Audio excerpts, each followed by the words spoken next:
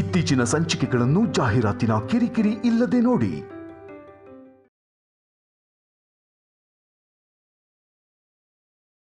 ಯಾಕೆ ದಮಯಂತಿ ಈ ಎಳೆ ಕಂದನ ಮೇಲೆ ಇಷ್ಟೊಂದು ಕಿಡಿಕಾರ್ತೀಯ? ಮೊದಲೆಲ್ಲ ಚೆನ್ನಾಗಿ ನೋಡ್ಕೋತಿದ್ಯಲ್ಲ. ಆಗ ನಮಗೇನ್ ಗೊತ್ತಿತ್ತು ಇವನು ಸಿದ್ದು ಮಗ ಅಂತ?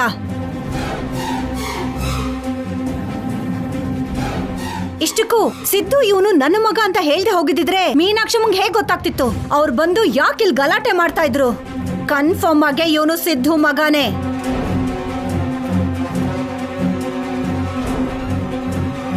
ಅತ್ತೆ ಪ್ಲೀಸ್ ಅತ್ತೆ, ನಿಮ್ ಕಾಲ್ ಹಿಡ್ಕೊಂತೀನಿ ಪ್ಲೀಸ್ ಅತ್ತೆ. ದಮಯಂತಿ ಬೇಡ ಕಲ್ಯಾಣಿ ನಿಲ್ಸು ದಮಯಂತಿ, ಬಿಡು, ಪ್ಲೀಸ್ ಅತ್ತೆ, ಬೇಡ ಅತ್ತೆ, ಕೊಡು ಕಲ್ಯಾಣಿ, ಬಿಡೋದಿಲ್ಲ ಕಲ್ಯಾಣಿ, ಬೇಡ ಅತ್ತೆ.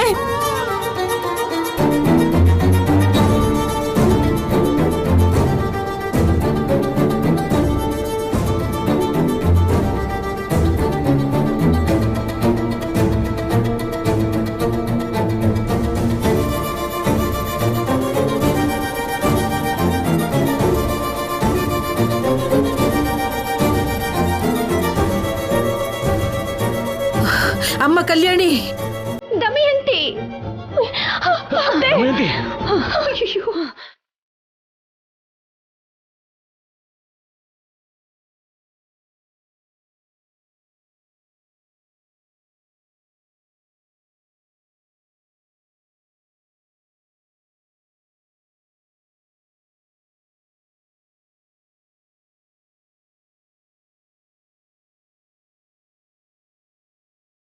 ಅತ್ತೆ ಕೊಟ್ಬಿಡಿ ಅತ್ತೆ, ಅತ್ತೆ ಮಗುನ್ ಕೊಟ್ಬಿಡಿ. ಶೌರ್ಯ ಆಫೀಸರ್ ತಗೋ, ನನ್ ಮಾತ್ ಕೇಳಿಸ್ಕೊಳ್ಳಿ.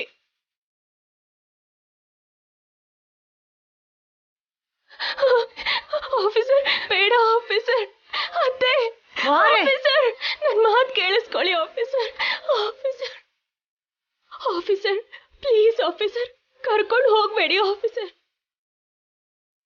ಶೌರ್ಯ ರಿಪೋರ್ಟ್ ನೋಡಿದ್ಮೇಲೆ ಇವನು ನಿನ್ ರಕ್ತ ಆಗಿದ್ರೆ ಮಾತ್ರ ಮನೆ ಕರ್ಕೊಂಡ್ ಬಾ. ಒಂದ್ ವೇಳೆ ಕರುಣೆ ತೋರ್ಸಿದ್ಯೋ ಆಮೇಲೆ ನಿನ್ನಿಷ್ಟ.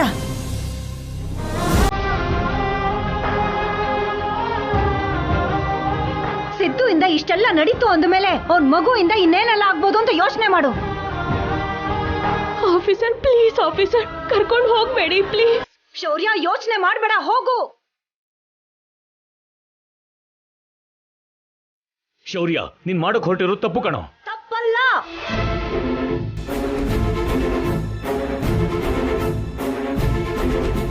ಈಗ ಸತ್ಯ ಏನು ಅಂತ ತಿಳ್ಕೊಳ್ದೆ ಹೋದ್ರೆ ಶೌರ್ಯ ಬದುಕಿರೋವರೆಗೂ ಜನ ಆಡೋ ಮಾತನ್ನ ಕೇಳಬೇಕಾಗತ್ತೆ. ನರಕ ಅನ್ಭವಿಸ್ತಾನೆ. ನನ್ನ ಮಗನ ನಾನು ಹಾಗೆ ನೋಡಕ್ಕಾಗಲ್ಲ. ಶೌರ್ಯ ನೀನ್ ಕರ್ಕೊಂಡು ಹೋಗೋ.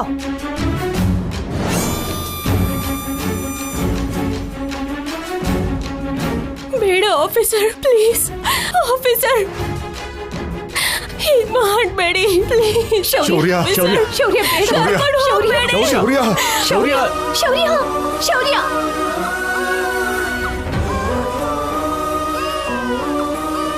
ಶೌರ್ಯ ಆಫೀಸರ್ ಆಫೀಸರ್, ಮಗುನ್ ಕರ್ಕೊಂಡು ಹೋಗ್ಬೇಡಿ ಆಫೀಸರ್, ನಿಂತ್ಕೊಳ್ಳಿ.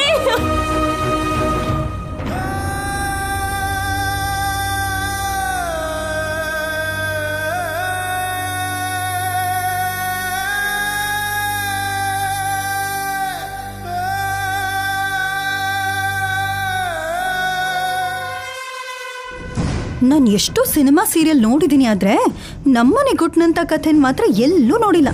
ಮನೆ ಮುಂದೆ ಶಿವಪಾರ್ವತಿ ನಿಲಯ ಅನ್ನೋ ಬೋರ್ಡ್ನ ತೆಗ್ದಾಕಿ ಸಮಸ್ಯೆ ನಿಲಯ ಅಂತ ಇಟ್ರೆ ಚೆನ್ನಾಗಿರುತ್ತೇನೋ.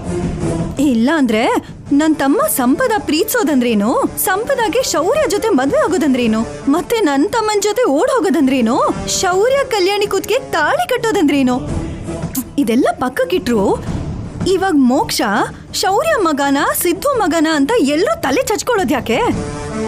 ಏನೋ ಇನ್ ಮುಂದೆ ಈ ಕಥೆ ಯಾವ ಕಡೆ ಹೋಗುತ್ತೋ. ಲೇ ಸಿದ್ದು, ಎಲ್ಲಿದ್ಯೋ ನೀನು? ನೀನ್ ಅಟ್ಲೀಸ್ಟ್ ಫೋನ್ ಆದ್ರೂ ಮಾಡಿದ್ರೆ ಇಲ್ಲಿಗೆ ಮತ್ತೆ ಬರ್ಬೇಡ ಅಂತ ಹೇಳ್ತೀನಿ. ಮಾಡೋ. ಸರಿ ಮಾಡ್ತೀನಿ. ನೀನು ಚಿಂತೆ ಮಾಡಬೇಡ ಸ್ಯಾಮ್. ನಮ್ಮ ಅಕ್ಕನ ಕೇಳಿ ಮಗು ಬಗ್ಗೆ ತಿಳ್ಕೊತೀನಿ, ಸರಿನಾ?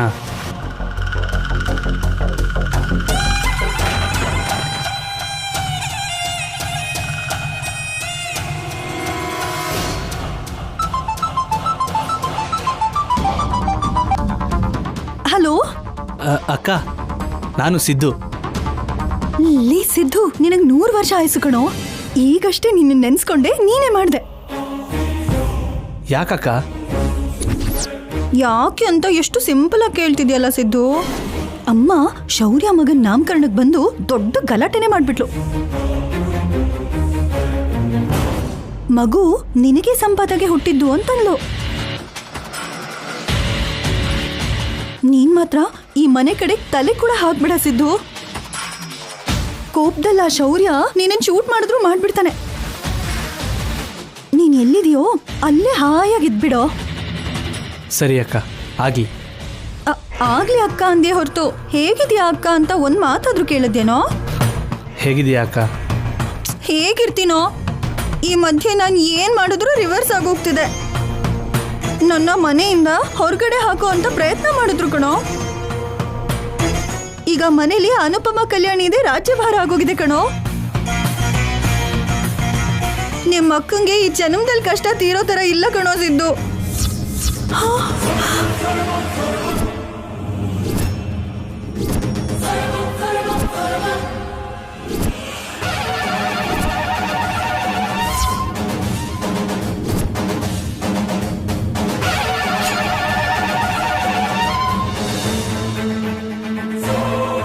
ಲೇ ಸಿದ್ದು,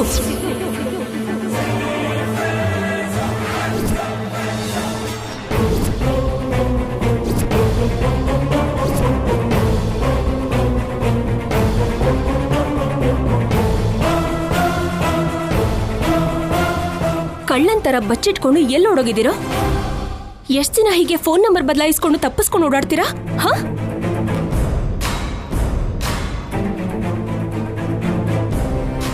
ಹೀಗ್ ತಪ್ಪು ಮಾಡಿರೋರು ಯಾವತ್ತೋ ಒಂದಿನ ಶಿಕ್ಷೆನ ಅನುಭವಿಸ್ಲೇಬೇಕು.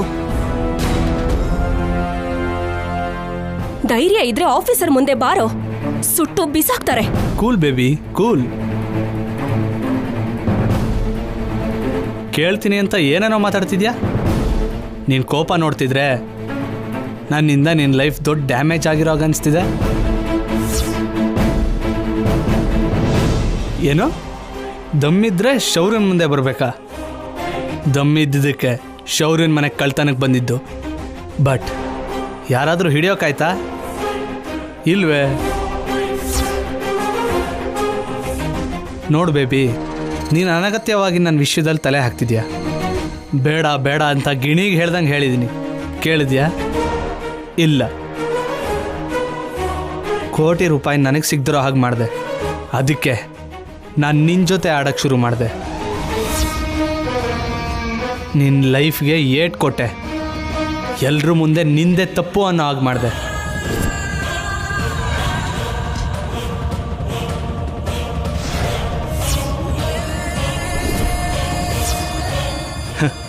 ನಿನಗೆ ಮನಃಶಾಂತಿ ಇಲ್ಲದೆ ಇರೋ ಹಾಗೆ ಮಾಡಿದೆ. ಮಾಡ್ತಾನೆ ಇರ್ತೀನಿ ಕಲ್ಯಾಣಿ. ಸಿದ್ದು, ನೀನ್ ಮಾತಾಡ್ತೀನಿ ಅಂದಿದ್ದೇನು, ಮಾತಾಡ್ತಾ ಇರೋದೇನು? ಫೋನ್ ಕೊಡಿಲಿ. ಸ್ಯಾಮ್.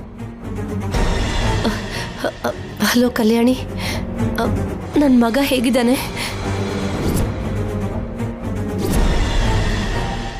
ಛೀ, ಹಾಗೆ ಕೇಳೋದಕ್ಕೆ ನಾಚಿಕೆ ಆಗ್ತಿಲ್ಲ ನಿನ್ಗೆ?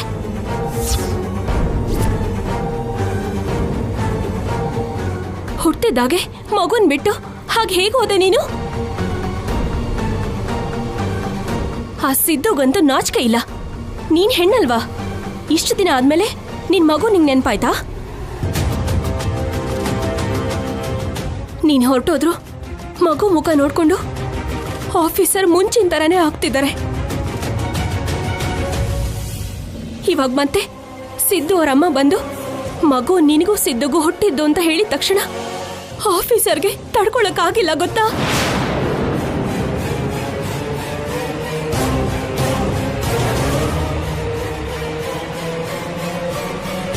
ಆದ್ರೂ ಆಫೀಸರ್ನ ಮದ್ವೆ ಮಾಡ್ಕೊಂಡು ಸಿದ್ದುಗೋಸ್ಕರ ಮಗುನ ಕಲ್ಯಾಣಿ. ಹಾ, ಕಲ್ಯಾಣಿನೇ ಕೇಳ್ತಾ ಇರೋದು. ಏನು ನೀನು ಕೇಳೋದು? ಹೌದು, ಮಗು ನನಗೂ ಸಂಪದಂಗೆ ಹುಟ್ಟಿದ್ದು. ಇದರಲ್ಲಿ ನಿನಗೇನು ತೊಂದರೆ?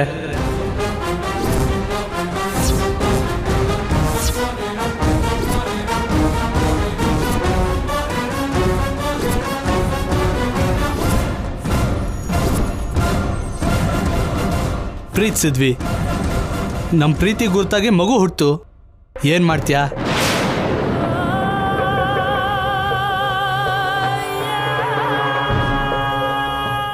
ಆರೋಗೋ ದೀಪ ಜೋರಾಗಿ ಬೆಳಗತ್ತೆ ಅಂತಾರೆ. ನಿನ್ ಚಾಪ್ಟರ್ ಕೂಡ ಕ್ಲೋಸ್ ಆಗೋ ದಿನ ಹತ್ರದಲ್ಲೇ ಇದೆ. ಅದಕ್ಕೆ ಉರಿತಾ ಇದೆಯಾ? ಕೂಲ್ ಕಲ್ಯಾಣಿ, ನಾನು ಯಾರು ಏನು ಮಾಡೋಕ್ಕಾಗಲ್ಲ. ಲೇ ಸಿದ್ದು, ನಿನ್ನ ಲೇ ಸಿದ್ದು, ನೀನ್ ಫೋನ್ ಇಡೋ, ಮತ್ತೆ ಮಾಡ್ಬೇಡ ನನಗೆ. ಅಕ್ಕ,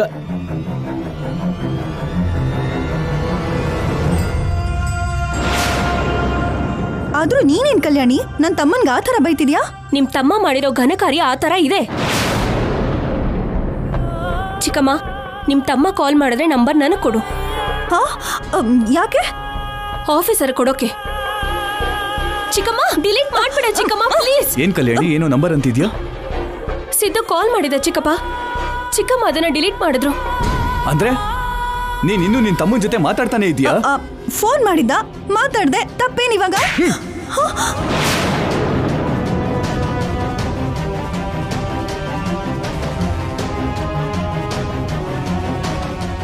ನಿನಗೊಂದು 100 ಸಲ ಹೇಳಿದ್ದೀನಿ, ಅವನ ಜೊತೆ ಮಾತಾಡಿದ್ ಗೊತ್ತಾದ್ರೆ ನಿನ್ನ ಸಾಯಿಸ್ಬಿಡ್ತೀನಿ ಅಂತ.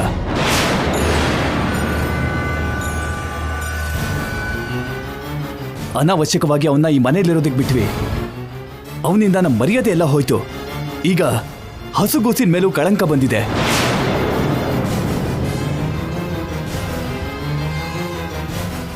ಅಷ್ಟಕ್ಕೂ ಅವನ ಜೊತೆ ಏನೇ ಮಾತು ನಿನಗೆ? ಏನೋ ಸಿದ್ದು, ಅವನು ನಿನ್ ಮಗುನ ಶೌರ್ಯನ್ ಮಗುನ ಅಂತ ಕೇಳೋದಿಕ್ ಮಾಡಿದ್ಯಾ? ಪಲ್ಲವಿ ಕೇಳೋದು ಅವನು ಹೇಳೋದು ಅಲ್ಲ ಚಿನ್ನಿ. DNA ರಿಪೋರ್ಟ್ಗೆ ಹೋಗಿರೋ ನನ್ನ ಮಗ ಬರಲಿ ಇರು.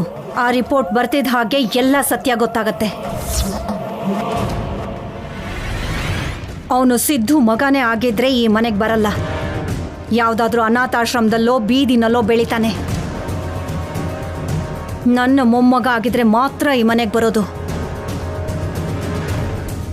ಪಲ್ಲವಿ, ಅವ್ನು ನಿನ್ನ ತಮ್ಮನ ಮಗ ಆಗಿದ್ರೆ ಕರ್ಕೊಂಡು ಹೋಗಿ ಅವನಿಗೆ ಕೊಟ್ಬಿಟ್ ಬಾ. ನಿನಗೆ ಸ್ವಲ್ಪ ಪುಣ್ಯನಾದ್ರೂ ಬರತ್ತೆ.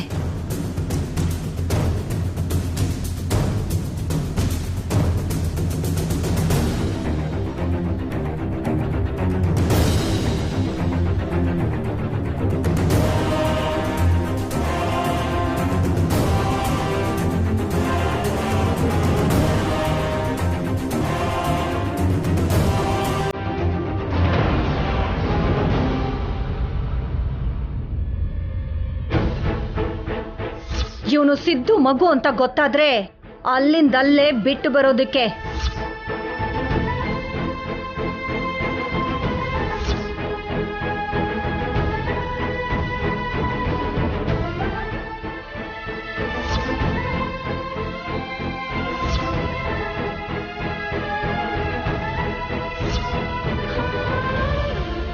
ಭಗವಂತ, ಆ ಮಗುಗೆ ಯಾಕಪ್ಪ ಇಷ್ಟೊಂದು ಪರೀಕ್ಷೆಗಳು ಕೊಡ್ತಿದೀಯ? ಯಾರ ಮಗು ಅಂತ ತಿಳ್ಕೊಳ್ಳೋದಕ್ಕೆ ಶೌರ್ಯ ಹೋಗಿದ್ದಾನೆ. ತನ್ನ ಮೊಮ್ಮಗು ಅಲ್ಲ ಅಂದ್ರೆ ಬಿಟ್ಟು ಬಂದ್ಬಿಡು ಅಂತ ಇವಳು ಹೇಳ್ತಿದ್ದಾಳೆ. ಏನ್ ನಡೆಯುತ್ತೋ ಏನೋ.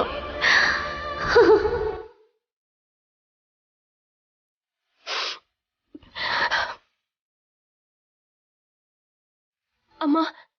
ಏನಮ್ಮ? ಏನ್ ಕಲ್ಯಾಣಿ? ರಿಪೋರ್ಟಲ್ಲಿ ಏನ್ ಬರುತ್ತೋ ಅಂತ ಭಯ ಆಗ್ತಾ ಇದೆ ಅಮ್ಮ.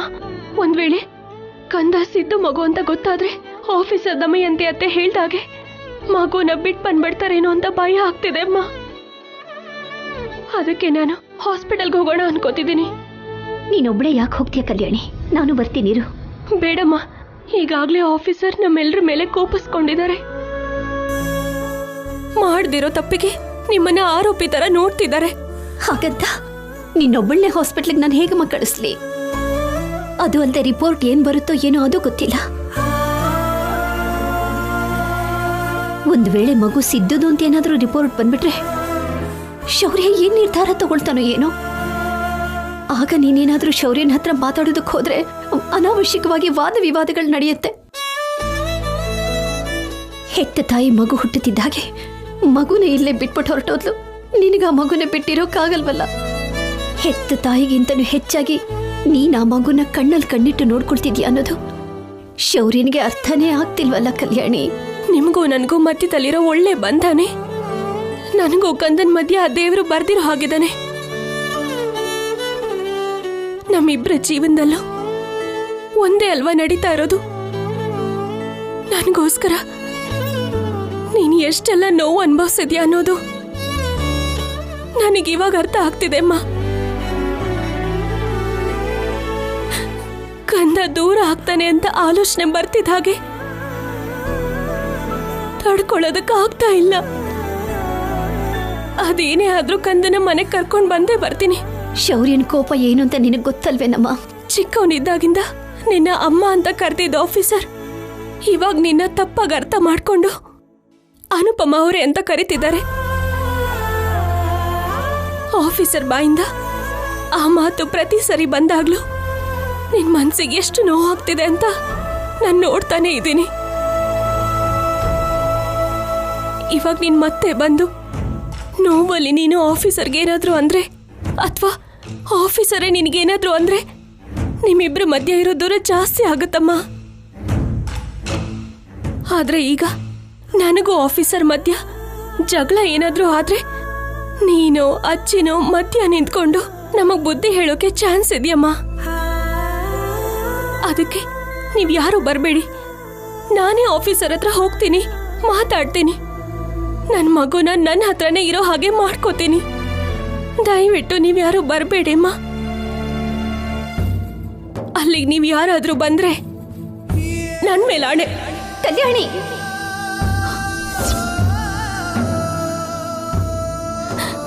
ಹೋಗ್ ಬರ್ತೀನಮ್ಮ, ಬರ್ತೀನಿ. ಕಲ್ಯಾಣಿ, ಕಲ್ಯಾಣಿ.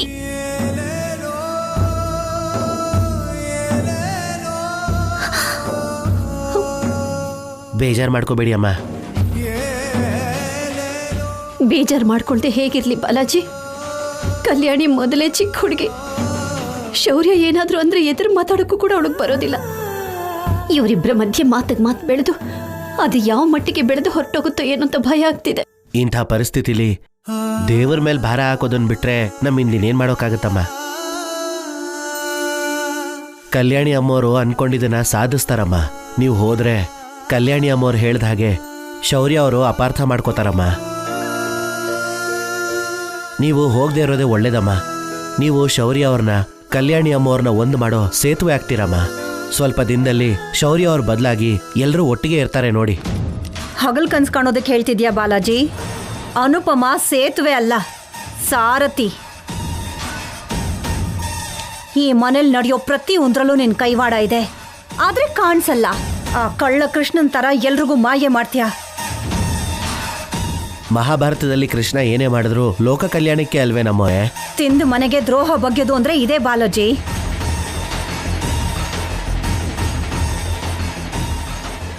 ನನ್ನ ಮನೆಯಲ್ಲೇ ನನ್ನನ್ನ ಎಲ್ರಿಂದ ದೂರ ಮಾಡಿದ್ಲು. ಎಲ್ರಿಗೂ ಇವಳು ಒಳ್ಳೆಯವಳಾದ್ಲು.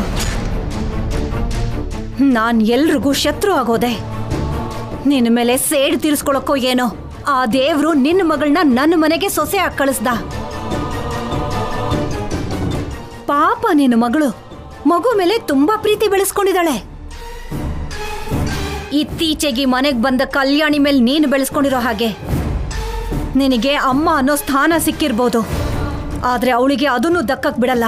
ನನ್ನ ಮಗಳು ಪ್ರೀತಿಯಿಂದ ಪ್ರೀತಿಗೋಸ್ಕರ ಹೋರಾಡ್ತಿದ್ದಾಳೆ. ಅವಳು ಖಂಡಿತವಾಗ್ಲೂ ಗೆಲ್ತಾಳೆ. ಗೆಲ್ಲಕ್ ಬಿಡಲ್ಲ,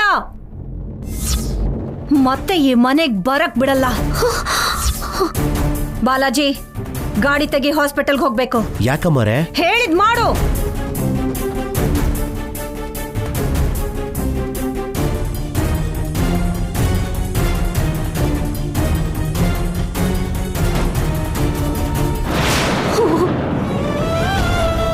ಭಗವಂತ, ದಮಯಂತಿ ಕೂಡ ಹಾಸ್ಪಿಟ್ಲಿಗೆ ಹೋಗ್ತಾ ಇದ್ದಾಳಲ್ಲ.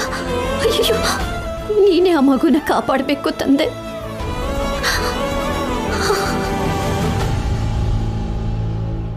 ಸೂರ್ಯನೇ ಸುಮ್ಮನೆ ಆಗಸವ ತೊರೆದರೆ